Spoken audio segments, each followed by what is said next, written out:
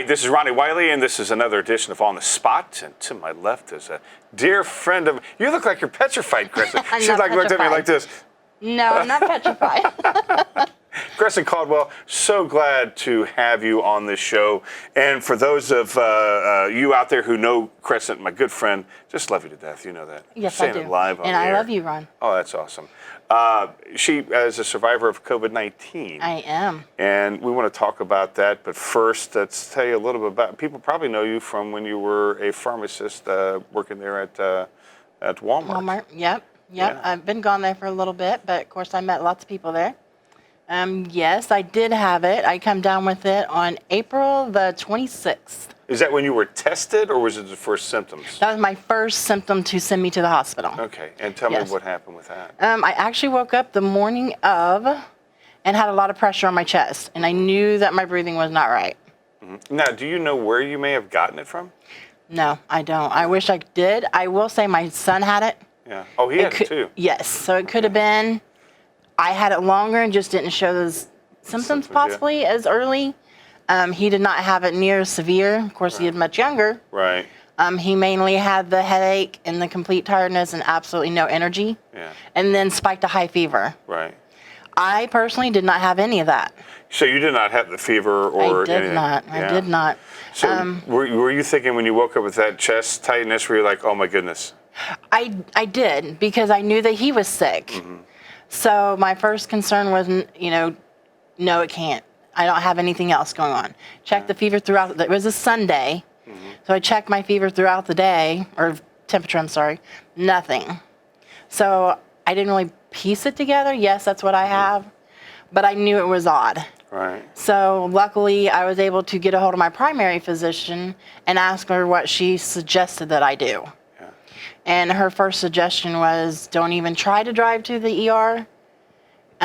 Do you have a pulse oximeter? And I said I did, which luckily my household does. It's one of the ones that tests your oxygen level. Oh, right. Okay. Luckily, I did have one, and I was able to tell her what it was, and it was too low. Mm-hmm. So she advised me, we're just going to call the ambulance, and she did. Mm-hmm. And luckily, they did when they did, because it was only in the 70s, which you need to be above 90. Right, right. So I was instantly transferred to Reed. So, I mean, at what point did you think, okay, this has got to be COVID? Because you mentioned earlier that your symptoms were different from your son's. I honestly didn't even think it was that. And even when I got to the hospital, I still did not appear to them to be distressed. I was not even distressed with having lower oxygen levels. Yeah. So even at that point, it was questionable. Yeah. But of course, chest X-rays did show pneumonia in both lungs. So and that's always, a scare wanting COVID and pneumonia together. So that's always kind of goes hand in hand to say. Right. So I spoke with the respiratory people there, and they didn't feel like at that point in time I needed to be transferred out because I wasn't that severe, and my case just dropped dramatically quickly. Wow. Pneumonia, I mean, I had it 6 years ago. I never want to have that ever again. I mean, it seemed like I could never recover. And the odd thing is, I never had the cough. Yeah, see, that's what I had. I had the horrible cough. I mean, I could not. I mean, I look back at some of the shows from that. I mean, I still worked and everything, and then go home and passed out. Right. I didn't work my real job. I still did this, but I could never get that cough. You didn't have the cough, so when they told you pneumonia, what's going through your mind? This can't be right. Yeah. This can't be. And it seemed like you said it just came on like that. Came on just like that. Yeah, I don't remember my pneumonia. My pneumonia was one of those graduals. Gradual I'm not things. feeling good.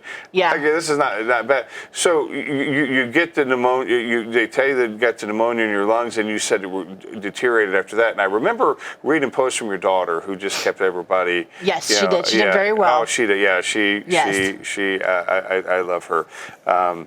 And it was like, it just seemed like, oh my goodness. And like I said, even the doctors said, you don't look distressed, you don't this, you don't that. You're one of our oddest cases, which not par for the course. But I remember them coming in and saying, we're going to have to put you on the vent. So luckily, I'm a luckier case than most. Some come in so sick that they don't even realize they're getting put on the vent. Mm-hmm. I was able, to discuss it with them, talk to each one of my family members. They were wonderful. They did FaceTime for Yeah. my family. They had the iPads there at the hospital. Yeah. So I luckily got to talk to everybody. Was this? I mean, obviously that's a scary. It was, but Yeah. it was one of those scaries that you didn't have time to think about. Right. Yeah. I was like, okay. Yeah. Yeah. We I gotta do knew this. I knew when they were talking that way that I was pretty sick. Wow. Yeah. Yeah. Again, you didn't feel that sick though. No, Is that I did yeah. not feel that sick, and like they just repeatedly, she even the COVID-19 clinic lady even called in one of the other on-call respiratory doctors, and they're just like, you're so not distressed, Right. because I should have been gasping, and I was not doing any of that. Wow. So when the decision was made, we got to put you under the vent. Was it like I'm picturing like a coma. Yes, it's pretty much kind of that way. Really? I did not know a thing after I was put under. They then decided. Is that a conscious sedation where you don't really know what's going on, but you can follow commands? No, Oh, you're just out. you're out. Wow. And I was transferred to Indianapolis Right. 2 days later. So See, I didn't know that. I thought you were still in Reed the whole time. No. Yeah. I did go to Methodist Yeah. afterwards, and that was due to the fact I had exceeded a lot of limit Oh. for okay. the vent pressure and also for the oxygen levels. So they kept you on the vent while you're in Methodist? Yep, sure did. Wow. I was on there for 17 days. Oh my goodness. Yeah. And see, I was picturing because Joel Conaway, I had talked to him about getting him on the show too, but he said he was still weak with his voice. Yes. And I was worried that about you when we had talked. Mine's almost back to normal. Yeah, it sounds fantastic. I was not expecting. Well, thanks, Ron. Yeah, well, it's true. It's true. I was not expecting. I expected a little bit. A lot of people that I've heard and have read about the COVID-19, they talk about the burning in the throat. Burning. Yes. Did you get that? I did. And I was actually so hoarse when I woke up that none of my family recognized me when I was able to call home. Was that from the vent, or was it before they put you? Did you have? It was the vent. Okay. Did you have the burning of the throat as a symptom? No. Because that's what I've heard, that it's the burning of the throat. No. I will say I lost taste Oh, a few days before. So Wow. that I do remember losing taste. I don't know if I've ever read that. Wow. Yeah, I did lose taste. That was a big thing. I should have probably caught on to that. Right. But I actually would? just I mean, regained that. Yeah. Really. Mm-hmm. Really. Yeah, and when I say you lose taste, it's almost like when you burn your tongue and it's numb. It's almost that. So there's zero. You mean zero? You could eat foods you don't like and would never. Wouldn't affect me. That's maybe what I need to do to eat No, the it good didn't help stuff. me much. Oh well, I was gonna say maybe I can eat the fruits and vegetables I don't like by doing that. So from what I gather from talking to you and from what I have read, but you're actually the first person I've really talked to that's had. When it just seems like you get these celebrities. There's a lot of people who have it, but they're not showing any symptoms, and they never do. That's true. Yes. That they never show symptoms. Symptoms. But then they can pass it on to somebody. Somebody else and somebody Yeah. else. Mm-hmm. Yeah. Yes. So you're out and about now. Obviously, you can't get it again, but can it come back? From what I was told, no. But I do see the ICU respiratory aftercare clinic, and he says, I'm going to be flat honest, there's not enough that we know about it to say you wouldn't. Wow. He said it'd be like telling someone you get chicken pox, you'll never get it again, Right. but they may get something mild case of something along that or line. the shingles. Same, yeah. Yeah. So yeah, that's and what you went through is probably something you never want to go through. I don't. And luckily, I don't remember. Now, people ask me the first question, do you remember anything? I do remember dreaming. Oh, really? I do. And in very vivid dreams. Dreams to the point of the faces, what it was, to the point where when I was awake, I had to wonder if that really happened before I went to sleep. Right. Or wow. was it something I dreamed? Yeah. And I've had to ask that to a few people. Say, did this happen? Did I do this? Yes. And it's weird because it's people that not necessarily are close to me. Could be just someone I, know of or something like that. Wow. Wow. And then they can be probably saying, no, it was a dream. Just to make up. Yeah, and I wouldn't know the difference. That's okay. No, you were dreaming. So again, COVID-19, we started hearing about this in December. Yes. You heard about it. Yep. You work at a pharmacy. Right. People coming in. Never thought you'd get it. No. No. You're safe. I mean, I work in a doctor's office, so I. You sanitize. Right. Mask and do everything, And I very rarely went into stores unless it was totally needed. Yeah. But I don't know. I have no idea unless like I said, I carried it first or I just picked it up from my son. Yeah. And he doesn't know where he got it from, does he? No. Yeah, because I remember following your post talking about your son being very sick, and I don't remember if he had that. And then all of a sudden, next thing I know, Andrew's posting, and you're it's gone. like, what happened here? And I just remember following that. And again, going back to Joel was the first one that we had that I had heard of have it, known of to have it, and it was posted on Facebook. Charmin, would post about him, and people would follow up with Joel, and we'll wish him all the luck in the world. Yes. Absolutely. Actually, me and Joel, I've known Joel for years. We actually even got closer. Yeah. I prayed for him. He prayed for me. And even when I was out, we were able to discuss, the things that happened and how things went. And his case is entirely different than mine. Right. But yet we both were COVID-19 victims. Yeah, and because you both had mentioned rehab. Yes, I had rehab, and so did he. Yeah, and I just when I think of rehab, I think of we're working on our legs or shoulders, trying to get walking back. What rehab did you have to do? Did you have to Absolutely. walk? Really? And that's the thing. Even I, working in the medical field, had absolutely no clue. Right. Well, I heard of people having COVID, but you hear cases that they can stay home and quarantine, get better. Right. And Usually celebrities. Yes. Yeah, it seems like they're the ones who get to stay home and get to stay home, kick back, and they're fine. Yeah. So even when Joel was finished, I still didn't understand why he wasn't coming home. Right, because you hadn't had it yet. I hadn't had it yet. Yeah. And then I remember when I woke up, the first initial was scared to death. There are 110 questions. Do you know your name? Do you know where you are? Of course, I had no clue. I was at Methodist because when I was placed under, I was at Reed. Yeah. So that had to have been scary. Oh, yeah, but it was very scary. And then when they told me the date, I'm like, what? It was middle of May.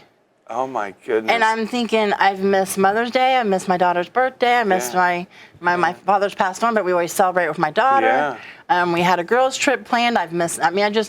All these thoughts like, what? I'm just thinking maybe waking a day or two. Are you dreaming still? Yeah, it could have been that. I was just blown away. And of course, like I said, just drilled left and right. Who's the president? What time is midnight? So I had to do 12, and then just they do you mentally instantly. Right. So and you're trying to. I'm just trying to figure out who I am and where I'm at. Yeah, right. Yeah. But then they advised me, if you do well for a couple of days here in the ICU, you'll drop down to another floor, and then they'll let you walk. And then she's like, but you realize you won't walk. And I'm, no. You didn't, I had no grasp of what she was talking about. And all I wanted was ice.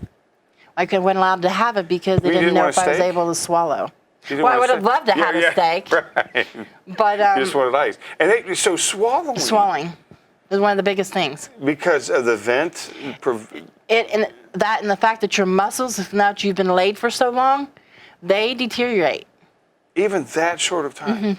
And I never pushed that together. Wow. But of course, 17 days. So. Yeah. And because like I said, I remember from the post that people would share about Joel, and I was like, okay, rehab. What? I didn't understand that.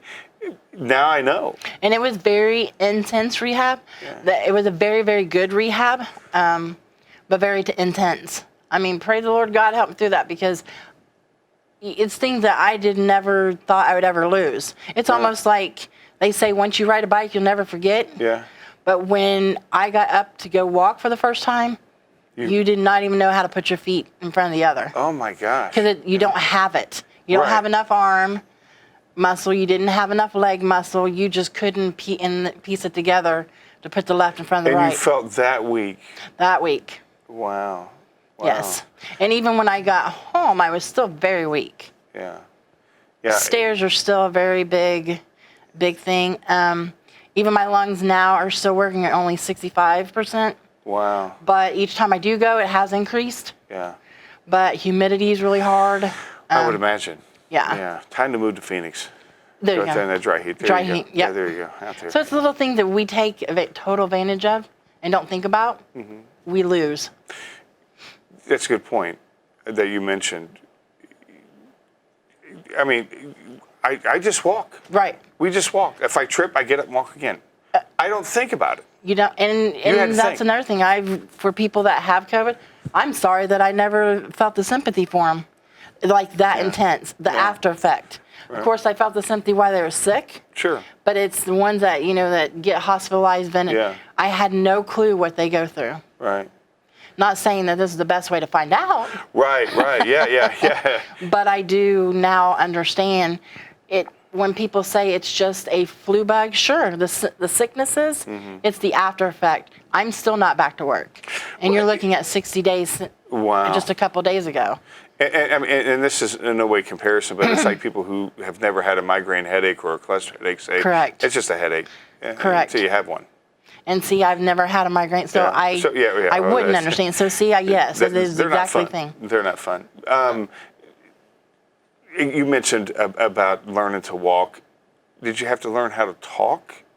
Or was it just so weak that... It was just weak. You had to build... And what exercises do you use to build that up? I mean, obviously probably silence, but you've been silent for so long. Well, yes. But they will start having you make like whistle and then slightly increase it. And they want to hear you hum. Oh, wow. And then you start humming louder for them. Yeah. And then they actually would give you like a little, would be like a kid's plastic horn that you blow in, and it'll start getting louder, so they know then, if it's getting stronger. So it was little things like that. Wow. So, I mean, you going to the hospital, and then all these days later waking up, and in a strange place. Yes. Up in Methodist, not being able to see that had to be the worst. That was the worst. Yeah, especially when you were awake. Yes. Of course, like I said, my family, I luckily got to speak to them all, and I remember I didn't cry, so I thought that was very strong of me. I remember my middle child, she's pregnant with her first child, and I remember telling her, she's a nurse, so I figured if anybody's going to know where her status is, she would know and understand. Yeah. So I remember telling her, I'll be okay. And I remember saying, I'm safe, so I know where I'm going, so don't you guys fear that. And I said, but I will be here to see Frankie born, because that's going to be her child's name. Yeah. So I said, I will be here. And that, I think, bothered me, knowing when I hung up, even when I woke up, I wouldn't get to see or talk, because I'm thinking I wouldn't get to talk to him again. Right. But luckily when I woke up, I mean, they call home, they set you up the iPad, and they let you FaceTime your family, which is good, but it's nothing. Right. I mean, like seeing them. it's horrible. Yeah. Because I went 33 days and not touched my family. I remember the hug. Yes. The picture on Facebook. Yes. I don't remember if you or your daughter posted it, but I remember seeing that, and Yeah. it's like, oh, that had to be the sweetest hug ever. It was absolutely the best hug ever. Yeah. Yeah. Like you're ready to go. And I thought that was at Reed. I didn't know you were still. Yeah, because I went from Reed to Methodist, and then I requested for my rehab to be back at Reed. Oh, so that was back at Reed. Okay. Yeah, my rehab was back at Reed. So there were times, I guess I was correct when I'd give you a shout out when I worked at the radio station. Yes, you were right. Yeah, that you were at Reed, but some of the time you weren't. Yeah. Yeah. So I just remember that. I remember that. Because Andrea said she would be able to that you hear it. Yes, yes. And so I And wanted, she did. Yeah, She I made wanted sure to do I got that. to Yeah. hear it, and I Yeah. got my shout outs on the radio quite often, Yeah. and then And it's funny because I remember the one time I didn't even tell you I gave you a shout out was right before you got sick. And you didn't hear it, and somebody told you, and you texted me and said, "Did you give me a shout out?" I'm like, "Yeah, I did. Yep, yeah, I yep. did. I didn't want. I wanted to surprise you." Of course, I have a name that nobody will forget. Right, yeah, and so. the rare time that you didn't listen. Yep. And then next thing I know, you're. I mean, it took everybody by surprise. Oh yeah. Yeah. Because it just happened so quick, and so no pre-warning, and and like I said, my case compared to Joel's. Two separate cases. Which again, get well, Joel. We love the guy. Absolutely love Joel. Get well, please, soon, because I would love to have him on the show as well. Sure. And talk about his experiences, because, as you mentioned, not every two cases are the same. And I don't know about any other man, but if I get sick, I'm fine. I don't need to go to the doctor. I hold it off for a while. I'll put a mask on or whatever. Yeah. But that's probably not the wise thing to do with this thing out there. Absolutely not. Absolutely. I should have went earlier when I felt the discomfort. Mm-hmm. But I, being surrounded with medical, I'm thinking, no, I haven't been coughing. I'm not running a fever. Mm-hmm. I just have the, inconvenience of the shortness of breath and chest discomfort. How long did you have that before it really felt the tightness that day? I woke up that morning with so it. that was it. That was your first. That was it. Wow. I did on that week, which that was a Sunday.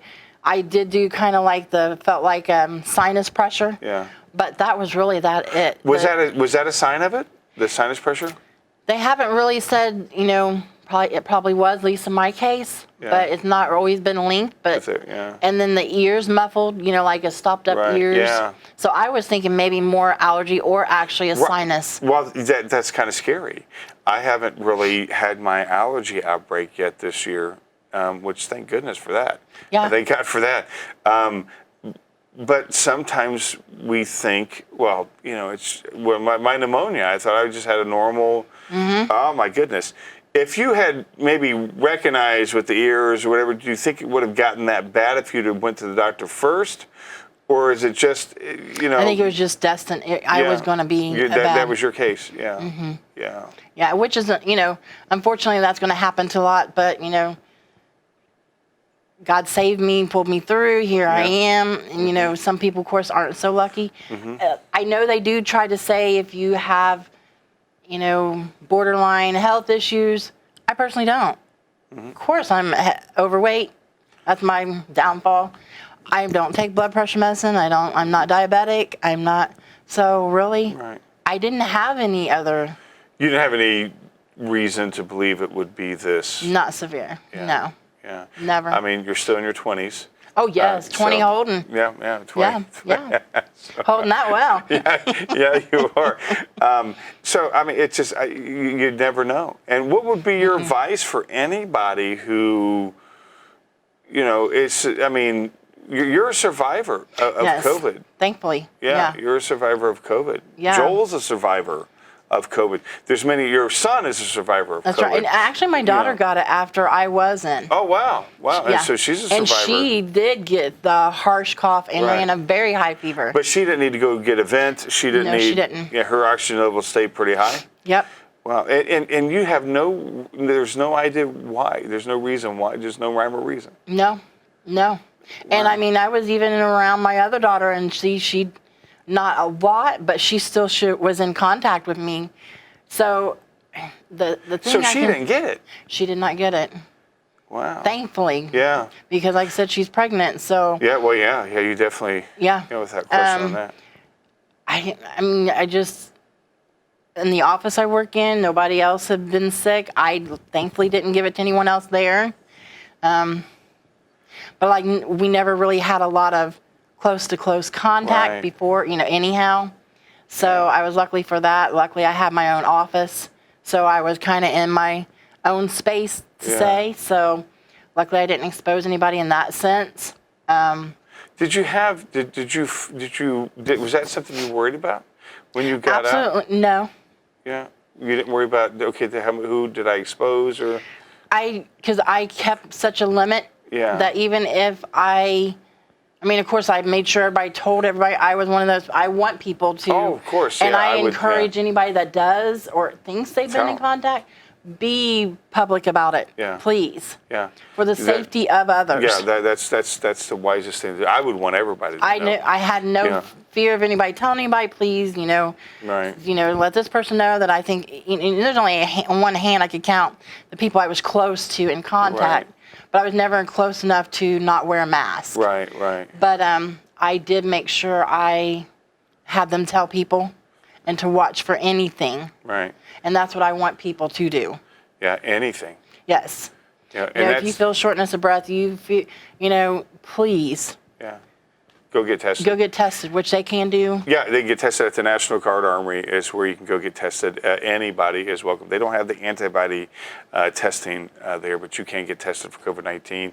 The guy that I talked to about that said you can walk in. They're accepting walk-ins. So that's at the National Guard Armory. I guess signs lead you to where you need to be there. And if you feel like you've been exposed, it's better to go get checked, even if you're not showing symptoms. That's right. And I feel like people think just because we've lifted things in our society that it's gone. That's far from Oh, gone. no, it's probably never going to be gone. No. I mean, it's a virus. It's going to stay. It's here to stay. Yeah, it's here to stay forever. Yes, it is. Because, I mean, AIDS is still out there. HIV is right. still out there. So definitely, if you feel like you've, Please. go get checked for sure. How long do you think you had it before it really hit you? I mean, it wasn't just that day. It had to have couldn't been around for a while. Yeah, I believe. Because they at talk about least. 14-day quarantine. Right. If you've been exposed, to quarantine yourself for 14 days, if you've been around somebody, and if you don't show the symptoms after 14 days, you can go ahead and... Right. By the guidelines, yes. But you may have had it a couple of days prior. Could have, sure. Yeah, and not sure. And even people who do have it can last longer than the 14 days. Yeah, If you so gotta get are tested positive, make sure you're getting retested before you expose yourself to public. And how many times were you tested once you I was came tested to? 4 times. And then finally the fourth time it was... I had 2 negatives. They want to make sure you have 2 negatives. Okay. And And you're like, then, yes.